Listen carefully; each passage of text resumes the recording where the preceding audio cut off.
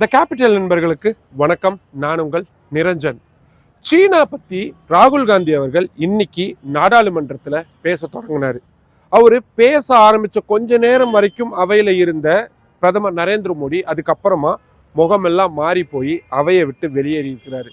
அது மட்டும் இல்லாம ராகுல் காந்தி பேசவே கூடாது, அதுவும் சீனா பத்தி பேசவே கூடாது அப்படின்னு பாரதிய ஜனதா கட்சியினர் கடுமையான ரகலியில ஈடுபட்டிருக்கிறாங்க.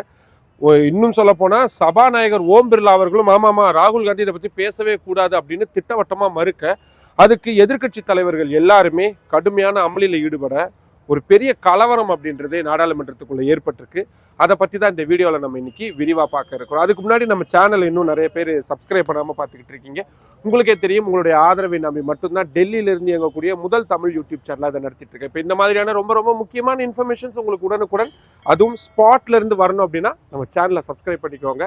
நம்ம வீடியோஸை நிறைய பேர் கொண்டு போய் சேருங்க. வாங்க இப்போ வீடியோக்குள்ள போகலாம். இப்போ நான் நின்றுகிட்டு இருக்கிறது டெல்லியில் பார்லிமெண்ட்டுக்கு முன்னாடி தான். பட்ஜெட் கூட்டத்தொடர் அப்படின்றது தொடங்கி இன்னைக்கு குடியரசுத் தலைவர் பட்ஜெட் தொடங்கறதுக்கு முன்னாடி ஒரு உரையாற்றினாங்கல்ல, அதன் மீதான விவாதம் அப்படின்றது தொடங்குச்சு. மக்களவையில் தான் இந்த விவாதம் அப்படின்றது நடந்துச்சு. பாஜகவில் இருந்து தேஜஸ்வி சூர்யா மாதிரியான நாடாளுமன்ற உறுப்பினர்கள் அந்த விவாதத்தை பேசி தொடங்கி வச்ச நிலையில சரியா 1:15 மணிக்கு மக்களவை எதிர்கட்சி தலைவரான ராகுல் காந்தி அதுக்கு பதிலளிக்கிறதுக்காக ரெடி ஆயிருந்தாரு. அவர் வரப்பவே சில குறிப்புகள் அப்படின்றத எடுத்துட்டு வந்திருந்தாரு. அந்த குறிப்புகள் வேற ஒன்றும் இல்லைங்க, இப்போ ராணுவ தளபதியா இருக்கிறார்ல நரேவானா, அவர் எழுதின புத்தகம், அதாவது விதிகளின் 4 நட்சத்திரம் அப்படின்ற ஒரு பெயர் கொண்ட அந்த புத்தகத்தில் இருக்கக்கூடிய வெறும் 5 வரிகளை மட்டும்தான் அவரு சுட்டிக்காட்டி பேச போறேன் அப்படின்னு சொல்லியிருந்தாரு. ஆனா உடனடியா அதுக்கு அவையில இருந்த மத்திய பாதுகாப்புத்துறை அமைச்சரான ராஜ்நாத் சிங் எதிர்ப்பு தெரிவிக்கிறாரு. அது எப்படி வெளியிருந்து ஏதோ ஒரு புத்தகத்துல எடுத்துட்டு வந்து நீங்க அதை எப்படி நீங்க அவையில பேச முடியும், அதுக்கு அனுமதிக்க முடியாது அப்படின்றாங்க. உடனே ராகுல் காந்தி சொல்றாரு, ராஜ்நாத் சிங் ஜி நீங்க கொஞ்சம் அமைதியா உட்காருங்க, நான் முதல்ல என்ன பேச வரேன்றது கேளுங்க. ஏன்னா சீனாவுடைய 4 ராணுவ டேங்கர்கள் வந்து இந்தியாவுடைய எல்லைக்குள்ள அத்துமீறி நுழைஞ்சிருக்காங்க அப்படின்றத ராணுவ தளபதி அவருடைய புத்தகத்துல சுட்டி காட்டி இருக்கிறாரு. இது தேசத்துடைய பாதுகாப்பு சம்பந்தமான விஷயமா இருக்கு, நான் நிச்சயமா அதை பத்தி பேசணும் அப்படின்றாரு. அதுக்கு உடனடியா பாஜக எம்பிகள் அத்தனை பேருமே கூட்டா எந்திரிச்சு நின்று சத்தம் போடுறாங்க. இல்ல ராகுல் காந்தி இப்படி ஒரு புத்தகத்தை எடுத்துட்டு வந்து அதுல இருக்கக்கூடிய விஷயங்களை மேற்கோள் காட்டவே கூடாது அப்படின்றது திட்டவட்டமா சொல்றாங்க.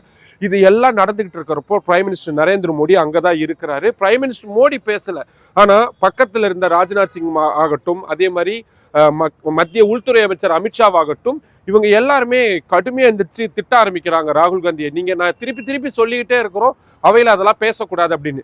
அதுக்கு எதிர்கட்சி நாடாளுமன்ற உறுப்பினர்களும் சும்மா இல்லை.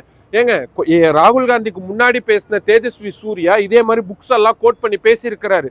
அது மட்டும் இல்லாம காங்கிரஸ் கட்சி, திமுக எதிர்கட்சிகளுடைய தேசபக்தி குறித்து அவரு விமர்சனம் செஞ்சிருக்காரு. அதுக்கு நாங்க பதிலளிக்க வேணாமா அப்படின்னு இவங்களும் ஒரு பக்கம் எந்திரிச்சு நின்று கடுமையா அமளியில ஈடுபடுறாங்க.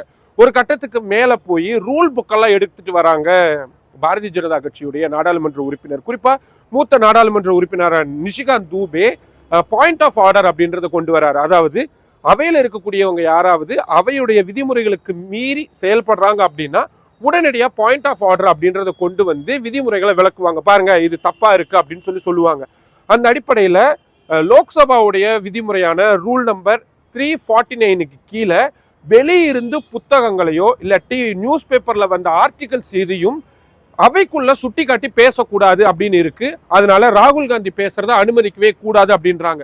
இந்த பாயிண்ட் அவர் சொன்ன உடனே அதை கெட்டியா பிடிச்சுக்கிட்டாரு பாதுகாப்புத்துறை அமைச்சர் ராஜ்நாத் சிங். அதே மாதிரி அமித்ஷா அவர்களும் அதை கெட்டியா பிடிச்சுக்கிட்டு பாருங்க பாயிண்ட் ஆஃப் ஆர்டர் கொண்டு வந்திருக்கிறாரு, ராகுல் காந்தியை பேசவே விடக்கூடாது, அனுமதிக்க கூடாது, அந்த புத்தகத்துல இருக்கிறத அவர் கோட் பண்ணாருன்னா அது அத்தனையும் அவை குறிப்பிலிருந்து நீக்கணும், முதல்ல அந்த புத்தகம் என்ன அப்படின்றது என்கிட்ட கொடுக்க சொல்லுங்க, நான் உட்காந்து படிச்சு பாக்குறேன், அதுக்கப்புறமா அதுல இருக்கிறத பேசலாமா வேணாமன்றத நான் சொல்றேன், அதுக்கப்புறம் ராகுல் காந்தி பேசட்டும் அப்படின்னு ரொம்ப கோபமாயிடுறாரு ராஜ்நாத் சிங் அவர்கள். உடனே ராகுல் காந்திக்கு பக்கத்துல உட்கார்ந்திருந்த காங்கிரஸ் கட்சியுடைய மூத்த தலைவரும் மூத்த நாடாளுமன்ற உறுப்பினருமான KC வேணுகோபால் அவர்கள் எந்திரிச்சு, என்னது இது, நானும் அந்த ரூலை படிச்சேன், அந்த ரூல்ல தெளிவா சொல்லியிருக்கு அவையுடைய அலுவல்களுக்கு எதிரான விஷயங்கள் இல்லாட்டி அவையுடைய அலுவல்களுக்கு சம்பந்தம் இல்லாத விஷயங்களை தான் அப்படி கோட் பண்ணி பேசக்கூடாதுன்னு இருக்குது. ராகுல் காந்தி அவர்கள் பேசுறது குடியரசுத் தலைவர் நாட்டுடைய பாதுகாப்பு ரொம்ப வலுவா இருக்குன்னு சொல்லியிருக்கிறாங்க. ஆனா அது அப்படி இல்லைன்றத மக்களவை எதிர்கட்சி தலைவரா அவரு சுட்டி காட்ட விரும்புறாரு. அதுவும் ராணுவ தளபதியுடைய வார்த்தைகளை சொல்லிதான் அவர் சுட்டிக்காட்ட விரும்புறாரு. அதை எப்படி நீங்க மறுக்க முடியும் அப்படின்னு சொல்றாங்க. எல்லாம் சரியா போயிட்டு இருந்தது, இப்படி அமளியில் ஈடுபட்டு இருக்கலாம் அவருக்கு போயிட்டு இருக்கக்கூடிய சூழல்ல அப்பதான் ஓம் பிர்லா அவர்கள், சபாநாயகர் ஓம் பிர்லா அவர்கள், அவர் நடுநிலையா செயல்படணும், அவர் அந்த இடத்துல ஒரு வாயை விட்டுறாரு. மிஸ்டர் வேணுகோபால், நீங்க ராகுல் காந்திக்கு வக்கீலா செயல்படாதீங்க, நீங்க பேசாம உட்காருங்க அப்படின்னு கேட்ட உடனே எதிர்கட்சி நாடாளுமன்ற உறுப்பினர்கள் அத்தனை பேரும் கொந்தளிச்சிடுறாங்க. அவர் மட்டும் இல்லைங்க, இங்க இருக்கக்கூடிய அத்தனை எதிர்கட்சி நாடாளுமன்ற உறுப்பினர்களும் ராகுல் காந்திக்கு வக்கீலா தான் செயல்படுவோம், வழக்கறிஞராக தான் இருப்போம், ஏன்னா எங்களுடைய குரலை தான் அவர் பிரதிபலிக்கிறாரு அப்படின்னு. ஒரு கட்டத்துக்கு அப்புறமா ஓம் பிர்லா என்ன பண்றாரு, இல்ல முடியவே முடியாது, இவரை நாங்க அனுமதிக்கவே மாட்டோம், அடுத்த ஸ்பீக்கரா அடுத்த பேச்சாளரா இருக்கக்கூடிய அகிலேஷ் யாதவ் பேசுங்க அப்படின்னு சொல்றாரு. அகிலேஷ் யாதவ் எந்திரிச்சு ஓம் பிர்லா அவர்களுடைய மூக்க கொஞ்சம் உடச்சு விட்டுறாரு அப்படின்னு தான் சொல்ல வேண்டியதா இருக்கு. ஏன்னா என்ன சொல்றாரு, இல்ல நான் பேச முடியாது, எதிர்கட்சி தலைவராக இருக்கக்கூடிய ராகுல் காந்தியை பேச அனுமதிங்க, ஏன்னா அது நாட்டுடைய பாதுகாப்பு சம்பந்தமான விஷயம். சீனா அப்படின்ற பேரை சொன்னோன்னு ஏன் நீங்க முதல்ல அலறீங்க, அவர் என்ன சொல்றாருன்னு கேளுங்க, கேட்டுட்டு உங்களுடைய பதிலை நீங்க கொடுங்க அப்படின்னு அவர் சொன்ன உடனே ஸ்பீக்கருக்கு முகமெல்லாம் வாடி போயிருது. இது எல்லாத்தையும் பார்த்துக்கிட்டே இருக்கிறாரு பிரைம் மினிஸ்டர் நரேந்திர மோடி. ஆனா அவரால் எதுவுமே பேச முடியல, முகத்துல ஈ ஆடாம அப்படியே அமைதியா உட்கார்ந்து இருக்கிறாரு. பொறுத்து பார்த்த அவைத்தலைவர் ஓம் பிர்லா அவர்கள் இது சரி வர மாதிரி தெரியல அப்படின்னு அவைய 3 மணி வரைக்கும் மொத்தி வச்சிடறாங்க. 3 மணிக்கு திருப்பியும் அவை கூடுது. ராகுல் காந்தி திருப்பியும் அதே மாதிரி எந்திரிச்சு, நான் நிச்சயமா நம்மளுடைய இப்ப ராணுவ தளபதியா இருக்கக்கூடிய நரவணே அவர்களுடைய வார்த்தைகளை நான் இந்த அவையில சொல்லியே ஆகணும், ஏன்னா இது தேச பாதுகாப்பு கேள்விக்குறியா இருக்கு அப்படின்றத நாட்டு மக்கள் தெரிஞ்சுக்கணும் அப்படின்னு. அவ்வளவுதான். ஏங்க, அவைத்தலைவர் 5 தடவைக்கு மேல சொல்றாரு நீங்க பேசக்கூடாதுன்னு, அப்படி இருந்தாலும் நீங்க எப்படி பேசிக்கிட்டே இருக்கலான்னு. அது வரைக்கும் ராகுல் காந்திஜின்னு சொல்லிட்டு இருந்தவங்க ஒரு கட்டத்துக்கு அப்புறம் வெக்ஸா என்ன பண்றாங்க, ராகுல் பேசாம இருங்கன்னு பேரை சொல்லியும் சொல்ல ஆரம்பிச்சிடுறாங்க. இதுக்கு காங்கிரஸ் கட்சியுடைய நாடாளுமன்ற உறுப்பினர்களும் கடுமையா அமளியில எல்லாம் ஈடுபடுறாங்க. ஒரு கட்டத்துக்கு அப்புறமா இதை எப்படியாவது சரி செஞ்சிடணும், இதை உடைச்சிடணும் அப்படின்னு நாடாளுமன்ற விவகாரத்துறை அமைச்சராக இருக்கக்கூடிய கிரண் ரிஜிஜு ஒரு யுக்தியை பயன்படுத்துறாரு.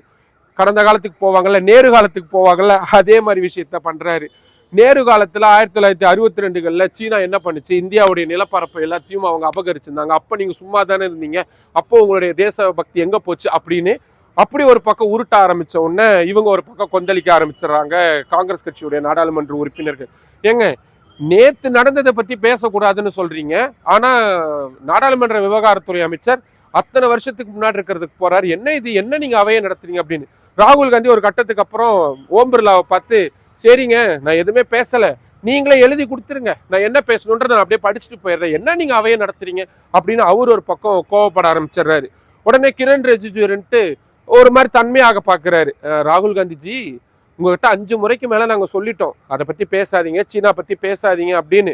நீங்க ஒரு சீனியர் நாடாளுமன்ற உறுப்பினராக இருக்கிறீங்க, 5 முறைக்கு மேல மக்களவைக்கு தேர்ந்தெடுக்கப்பட்டிருக்கீங்க, நீங்களே இப்படி விதிமுறையை பின்பற்றாம இருந்தீங்கன்னா உங்களுக்கு பின்னாடி இருக்கக்கூடிய மற்ற காங்கிரஸ் கட்சி உறுப்பினர்கள்லாம் எப்படி அதை பண்ணுவாங்க, தயவு செய்து புரிஞ்சுக்கோங்க அப்படின்னு சொல்ல ஆரம்பிக்கிறாங்க. ஆனா ராகுல் காந்தி ரொம்ப தெளிவா இருக்கிறார், என்ன ஆனாலும் சரி நரவணே அவர்களுடைய அந்த வார்த்தைகளை நாடாளுமன்ற அவை குறிப்பில் ஏற்றியே ஆகணும், அதை பத்தி பேசணும், அதை பத்தின விவாதமாக தான் போகணும் அப்படின்னு.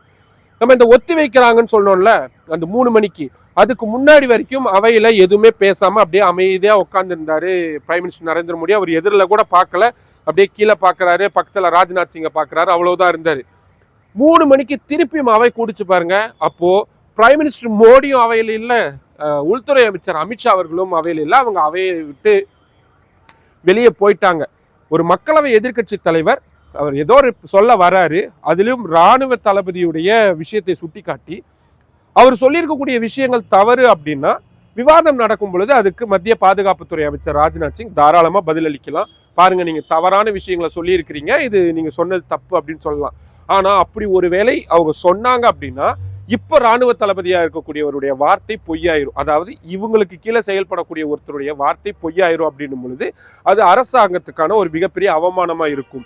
இதை எப்படியாவது தவிர்த்தணும், இல்ல சீனா உண்மையிலுமே இந்தியாவுக்குள்ள வந்துட்டாங்களா அப்படின்ற விளக்கத்தையும் கொடுக்க நேரிடும். இந்த மாதிரியான விஷயங்களை எல்லாம் தவிர்க்கணும் அப்படின்றதுக்காக ராகுல் காந்தியை பேசவே விடாம தடுத்துட்டா நல்லா இருக்கும் அப்படின்னு நினைச்சு தொடர்ச்சியா இவங்களும் பண்றாங்க. ஆக்சுவலா இந்த குடியரசுத் தலைவர் உரை மீதான விவாதத்துக்கு ஒவ்வொரு உறுப்பினர்களுக்கும் இவ்வளவு நேரம் தான் அப்படின்னு ஒதுக்கப்படும். அப்படியே ராகுல் காந்தி அவர்களுக்கு 1 மணி நேரத்துக்கு குறைவாதான் ஒதுக்கப்பட்டிருந்தது. இப்போ அவரை பேசவே இல்லை. அவர் அதிகபட்சம் பேசுனது ஒரு நிமிஷம் கூட இருக்காது. மற்ற நேரம் எல்லாமே அமளியாக தான் போயிட்டு இருந்துச்சு. அவரால் எதையுமே கோட் பண்ண முடியல. ஒரு 5 வரியை மட்டும் படிக்க விடுறதுக்கு ஏன் பாரதிய ஜனதா கட்சியினர் இவ்வளவு தூரம் தயங்குறாங்க அப்படின்றதுதான். ராகுல் காந்தி ஒரு கட்டத்துக்கு அப்புறம் கொஞ்சம் தூண்டி விடுற மாதிரி ஒன்று பண்றாரு. ஏங்க பயப்படுறீங்க? பயப்படாம இருங்க, நான் சொல்றேன். நான் தப்புன்னு நீங்க சொல்லி முடிச்சதுக்கு அப்புறம் பண்ணுங்க. அதை விட்டுட்டு பேசவே கூடாது, நீங்க தடுக்கிறது எந்த வகையில நியாயம் அப்படின்னு கேட்கிறாரு. எனக்கு தெரிஞ்சு சபாநாயகர் இது எதுக்கும் அனுமதிக்க போறது இல்லை. அவையும் தொடர்ச்சியா நடக்குமான்னு தெரியல. ஒரு பெரிய பஞ்சாயத்து அப்படின்றது காத்துட்டு இருக்கு. ஒருவேளை எதிர்கட்சி உறுப்பினர்கள்லாம் சஸ்பெண்ட் செய்யப்பட்டாலும் கூட படலாம். அதுக்கான வாய்ப்பை நோக்கி தான் போய்கிட்டு இருக்கு. மற்றபடி பயங்கர இன்ட்ரெஸ்டிங்கான விஷயமாகவும் ரொம்ப காரசாரமான விவாதமாகவும் போயிட்டு இருக்கு. ராகுல் காந்தி பேச தொடங்கினதுக்கே இப்படி இருக்கு. இனி திமுகவிலேருந்து பேசுவாங்க, சமாஜ்வாதியிலேருந்து பேசுவாங்க, திரிணாமுல் காங்கிரஸ்லேருந்து பேசுவாங்க. அவங்கெல்லாம் பேச போறதை எப்படி பாரதிய ஜனதா கட்சி சமாளிக்க போறாங்க அப்படின்றது ரொம்ப சுவாரஸ்யமான விஷயமா இருக்கு. ஒட்டுமொத்தத்தில் நாடாளுமன்றம் ரொம்ப இன்ட்ரெஸ்டிங்கான விஷயமா போயிட்டு இருக்கு. இந்த இவ்வளவு டீட்டெயில்டான விஷயத்த நீங்க தமிழ்நாட்டில் இருக்கக்கூடிய எந்த ஊடகத்திலையும் உங்களால பார்க்க முடியாது. ஏன்னா டெல்லியில பார்லிமெண்ட்ல இருந்து இந்த விஷயங்கள் அத்தனையும் நேரில் கண்ணில் பார்த்து உங்களுக்கு இந்த மாதிரியான பிரத்யேக தகவல்களை கொடுத்துக்கிட்டு இருக்கிறேன்.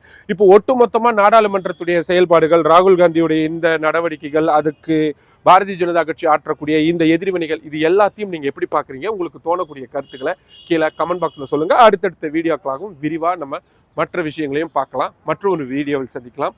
நன்றி. நம்மளோட கேபிட்டல் சேனலை இன்னும் நிறைய பேர் சப்ஸ்கிரைப் பண்ணாம பார்த்துக்கிட்டு இருக்கீங்க. உங்களுக்கே தெரியும், உங்களுடைய ஆதரவை நம்பி மட்டும்தான் டெல்லியில இருந்து இயங்கக்கூடிய முதல் தமிழ் யூடியூப் சேனலை அதை நடத்திட்டு இருக்கேன். இப்போ இந்த மாதிரியான ரொம்ப ரொம்ப இன்ட்ரெஸ்டிங்கான முக்கியமான தகவல்கள் களத்திலிருந்து உங்களுக்கு வேணும் அப்படின்னா நம்ம சேனலை சப்ஸ்கிரைப் பண்ணிக்கோங்க. நம்ம வீடியோஸ் நிறைய பேர் கொண்டு போய் சேருங்க. லைக் பண்ணுங்க, கமெண்ட் பண்ணுங்க. உங்களுடைய ஆதரவை அதிக அளவில் தாருங்கள். நன்றி.